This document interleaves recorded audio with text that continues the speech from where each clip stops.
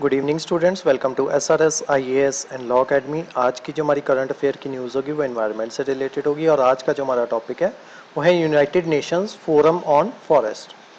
तो देखते हैं सबसे पहले ये न्यूज़ में क्यों है। तो रिसेंटली 18 सेशन कंडक्ट हुआ है United Nation forum on forest का, जो कि न्यूयॉर्क में हुआ 8 मई से लेके 12 मई के बीच में, जिसमें वेरियस देशों के जो डेलीगेट्स जो हैं वो आए गए और उनके साथ डिस्कस किया गया relationship between sustainable forest management, energy and achievement of the United nation mandate sustainable development goals.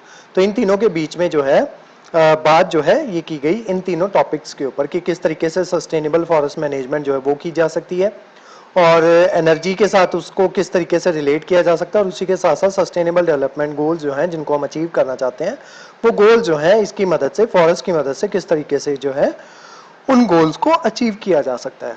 तो इस वजह से, क्योंकि इसकी मीटिंग न्यूयॉर्क में हुई और इसकी 18th मीटिंग हुई इस साल, तो इस वजह से ये आपका न्यूज़ में आ गया।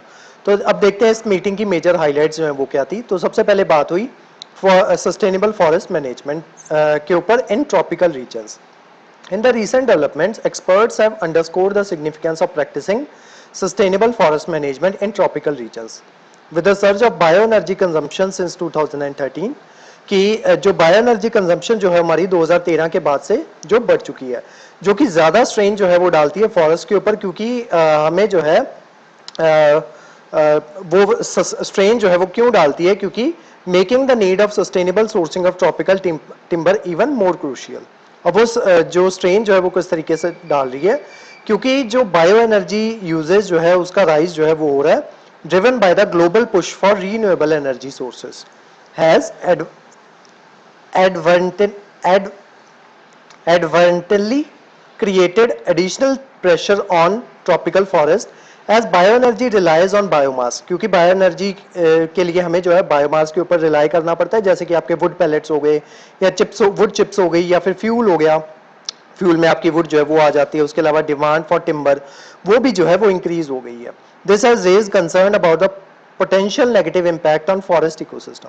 जो फॉरेस्ट इकोसिस्टम है उसके ऊपर नेगेटिव इम्पैक्ट जो है वो बढ़ता जा रहा है। उसी के साथ साथ हमारे बायोडाइवर्सिटी जो है उसके ऊपर भी इम्पैक्ट जो है वो बढ़ता जा रहा है, और ओवरऑल जो सस्टेनेबिलिटी जो है इस रीजन की उसके ऊपर भी इम्पैक्ट जो है वो बढ़ता जा रहा है। क्यों? क्योंकि रीनेबल एनर्जी सोर्सेज की तरफ जो पुश जो है वो हो रहा है, उस वजह से ये वुड हो गया, ये बायोमास हो गया, इसके ऊपर प्रेशर जो है वो ज्यादा बढ़ रहा है, या स्ट्रेन जो है इसके ऊपर वो ज्यादा बढ़ रहा है। By implementing sustainable practices such as selective logging and reforestation, the long-term health and vitality of the forest can be safeguarded। तो अगर हम सिलेक्टिव लॉगिंग करें, मतलब पेड़ जो है उनको सिलेक्ट करके देन उनकी लॉगिंग जो है वो की जाए, और उसी के साथ साथ रीफॉरेस्टेशन जो है वो की जाए। मान लो अगर हम एक पेड़ काट रहे हैं तो किसी और जगह पे हमें दूसरा पेड़ जो है वो लगा देना चाहिए। अगर इस तरीके से हम करेंगे तभी हम जो है फॉरेस्ट को जो है वो सेफगार्ड जो है वो किया जा सकता है। नेक्स्ट आते हैं forest ecosystem and energy. Forestry director of food and agriculture organisation highlighted the significant contribution of forest ecosystem to renewable energy requirement। उनका कहना है, फॉरेस्ट्री डायरेक्टर जो है उनका कहना है, over 5 billion people world wide benefit from non timber forest products with forest providing 55% of the renewable energy needs.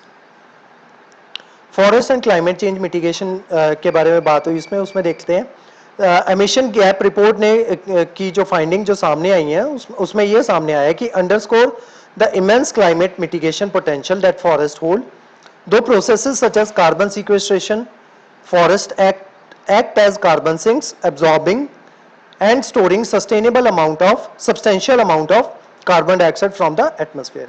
कि आपके फॉरेस्ट जो है ये एक तरीके से कार्बन सीक्वेस्ट्रेशन जो है वो करते हैं, कार्बन सिंक की तरह काम करते हैं और बहुत सी कार्बन डाइऑक्साइड जो है उसको एब्जॉर्ब कर लेते हैं। By preserving and sustainably managing forest, nation can leverage this natural capacity to help bridge the emission gap and achieve climate targets.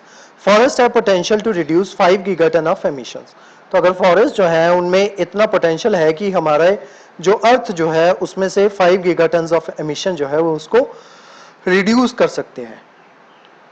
अब चैलेंजेस क्या है और वेरियस कंट्रीज के पर्सपेक्टिव क्या है इस मीटिंग के रिगार्डिंग, वो देख लेते हैं। इंडिया का पर्सपेक्टिव है India presented a case of UNFF country-led initiative on a long-term sustainable forest management and expressed concerns regarding wildfires. तो इंडिया ने कंसर्न दिखाया है wildfires के regarding and limitation of current forest certification schemes, कि जो current forest certification scheme जो है उसके अंदर क्या लिमिटेशंस है उसके बारे में इंडिया ने जो है अपना पर्सपेक्टिव जो है वो यहाँ पे रखा।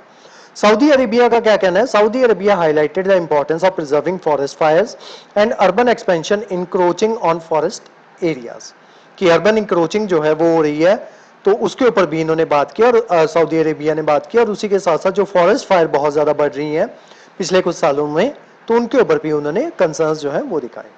अब देखते हैं United Nation forum on forest जो है ये क्या है।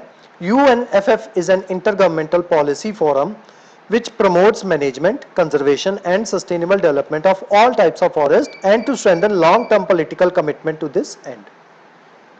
इसको पहली बार एस्टेब्लिश किया गया था 2000 में by United Nation economic and social council.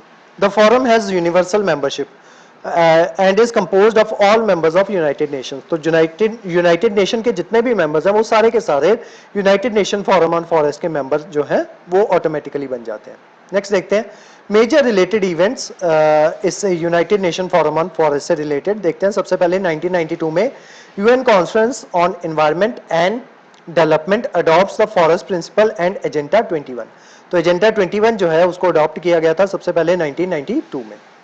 उसके बाद 1995 में inter governmental panel on forest जो है उसको एस्टेब्लिश किया गया और 1997 में inter governmental forum on forest जो है उसको एस्टेब्लिश किया गया।